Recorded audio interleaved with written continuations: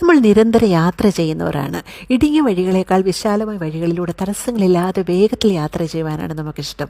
എന്നാൽ നാം ഒരിക്കലും ഒഴിവാക്കാൻ പാടില്ലാത്തൊരു ലക്ഷ്യത്തെക്കുറിച്ചും അതിലേക്കുള്ള ഞെരുക്കമുള്ള ഒരേ ഒരു വഴിയെക്കുറിച്ചും യേശു മുൻകൂട്ടി പറഞ്ഞിട്ടുണ്ട്. ദൈവരാജ്യത്തിലേക്കുള്ള വഴിയും വാതിലുമാണ് ഇപ്രകാരമുള്ളത്.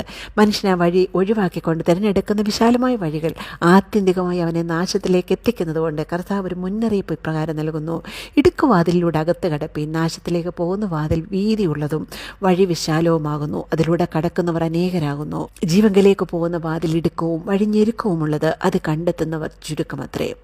ദൈവവചനത്തിന് മുമ്പാകെ വിനയപ്പെട്ട് ഹൃദയപൂർവ്വം അത് വിശ്വസിച്ച് മാനസാന്തരപ്പെട്ട് കർത്താവിനോട് പൂർണ്ണമായും അനുരൂപപ്പെടുന്നതിന് തയ്യാറുള്ളവർ മാത്രമേ ക്രിസ്തുവാകുന്ന വാതിലിലൂടെ അകത്ത് കടക്കുകയുള്ളൂ. എന്നാൽ തങ്ങളുടെ ഹൃദയത്തെ ദൈവികത പ്രകാരമുള്ള ശുദ്ധീകരണത്തിന് വിട്ടുകൊടുക്കാതെ സ്വന്തം ഇഷ്ടത്തിന് ജീവിക്കുന്നവർക്ക് ഈ ഇടുക്കുവാതിലിലൂടെ അകത്ത് കടക്കുന്നതിന് കഴിയില്ല.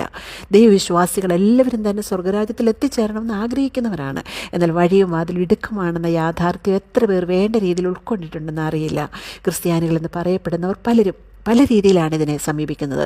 ക്രിസ്തീയ സംഘടനകൾ പലതും ഈ വാതിലും വഴിയും വലുതാക്കുന്നതിനാണ് ശ്രമിക്കുന്നത്. മനുഷ്യനെ ദൈവവചന പ്രകാരം ക്രിസ്തുവിനോട് അനുരൂപരാക്കി ഈ ഏകവാതിലൂടെ കടക്കുന്നതിന് അവരെ പ്രോത്സാഹിപ്പിക്കുന്നതിന് പകരം ചില ബൈപ്പാസുകൾ കണ്ടെത്തുന്നതിന് ശ്രമിക്കുന്നു. ഒരിക്കലും അത് സാധ്യമല്ല എന്നറിഞ്ഞിട്ടും ദൈവത്തോട് സംഘടിതമായി മത്സരിക്കുന്നു. ക്രിസ്തുവാകുന്ന വാതിലിലൂടെ കടക്കാൻ പ്രയാസമാണെന്ന് ജനത്തെ തെറ്റിദ്ധരിപ്പിച്ചുകൊണ്ട് പകരം ചില വഴികൾ അവർ കാട്ടിക്കൊടുക്കുന്നു. പാരമ്പര്യ മതം അതിനെ മധ്യസ്ഥന്മാരുടെ രൂപത്തിൽ അവതരിപ്പിക്കുന്നു. കൂടാതെ മരണാനന്തര ശുശ്രൂഷകളും സമയാസമയങ്ങൾ നടത്തുന്ന ശ്രാദ്ധ പ്രാർത്ഥനകളും ആത്മാവിനെ ഇടുക്കുവാതിലിന് അപ്പുറം എത്തിക്കുമെന്ന് ജനത്തെ വിശ്വസിപ്പിക്കുന്നു.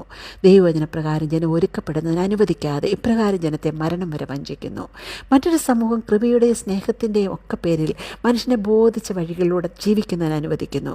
കൃപയുടെ വാതിൽ തങ്ങളുടെ മുമ്പിൽ ഒരിക്കലും അടയില്ല എന്നവർ കരുതുന്നു. കരുണയുള്ള ദൈവം വാതിൽ അവർക്കായി വലുതാക്കുമെന്ന് വ്യാമോഹിക്കുന്നു. ഒരിക്കൽ രക്ഷാവാചകം ചൊല്ലി സ്നാനപ്പെട്ട് സഭയിൽ മുടങ്ങാതെ പോകുന്നതുകൊണ്ട് സ്വർഗത്തിൽ കയറിക്കൂടി ഇനി ദൈവം വിചാരിച്ചാലും പുറത്താകയില്ലെന്നൊക്കെ ധരിച്ചിരിക്കുന്നവരും കുറവല്ല. പ്രിയമുള്ളവരെ, ദൈവത്തിൻ്റെ സ്നേഹവും നീതിയും കൃപയും കരുണയും എല്ലാം കാൽവരിയിൽ ദൈവം ക്രിസ്തുവിലൂടെ വ്യക്തമായി ഇന്ന് പ്രദർശിപ്പിച്ചിട്ടുണ്ട്. ഈ രക്ഷയെ വിശ്വാസപൂർവ്വം സമീപിച്ച് ഏറ്റെടുക്കുന്നവർ രക്ഷിക്കപ്പെടും. ജ്ഞാനപ്പെട്ടു, രക്ഷിക്കപ്പെട്ടു എന്നത് ഒരു തുടക്കം മാത്രമേ ആകുന്നുള്ളൂ. എന്നാൽ തുടർന്നുള്ള ജീവിതത്തിൽ നിരന്തരമായ ശുദ്ധീകരണം കൂടാതെ ആരും ദൈവത്തെ കാണുകയില്ല. മരണശേഷം കൃപയില്ല, ന്യായവിധി മാത്രമേ ഉള്ളൂ.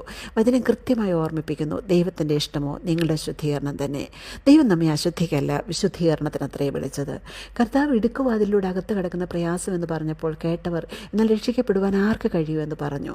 അതിന് അവൻ, മനുഷ്യരല്ല സാധ്യമായ ദൈവത്താൽ സാധ്യമാകുന്നു എന്ന് പറഞ്ഞു. നമ്മുടെ ഒരു പ്രവൃത്തിയാലും അല്ല നാം രക്ഷിക്കപ്പെടുന്നത്. എന്നാൽ കൃപയാൽ വിശ്വസിച്ച് വീണ്ടും ജനനം പ്രാപിച്ച ഒരു ദൈവവൈതലിനെ തുടർന്നുള്ള ജീവിതത്തിൽ പരിശുദ്ധാത്മാവ് നിരന്തരം ഉപദേശിച്ച് നടക്കേണ്ടുന്ന വഴി കാണിച്ചു കൊടുക്കും. ആ വഴി ചിലപ്പോൾ ഞെരുക്കമുള്ളതായിരിക്കും. എങ്കിലും സന്തോഷത്തോടെ വിശ്വാസത്തിൻ്റെ നായകനും പൂർത്തി വരുത്തുന്നവനുമായി യേശുവിനെ നോക്കിക്കൊണ്ട് ആ വഴി തന്നെ യാത്ര ചെയ്യുവാൻ തയ്യാറാകുന്നവരെ ദൈവം തന്നെ ആ യാത്രയുടെ അന്ത്യത്തിൽ ഇടുക്കുവാതിലിലൂടെ അകത്തു കടത്തും. വചനം ഇങ്ങനെ നമ്മെ ആശീർവദിക്കുന്നു. സമാധാനത്തിൻ്റെ ദൈവം തന്നെ നിങ്ങളെ മുഴുവനും ശുദ്ധീകരിക്കുമാറാകട്ടെ. നിങ്ങളുടെ ആത്മാവും പ്രാണനും ദേഹവും അശേഷം നമ്മുടെ കർത്താവായ യേശുക്രിസ്തുവിൻ്റെ പ്രത്യക്ഷതയിൽ അനന്യമായി വെളിപ്പെടും വണ്ണം കാക്കപ്പെടുമാറാകട്ടെ. നിങ്ങളെ വിളിക്കുന്ന ദൈവം വിശ്വസ്തൻ ആകുന്നു, അവനത് നിവർത്തിക്കും.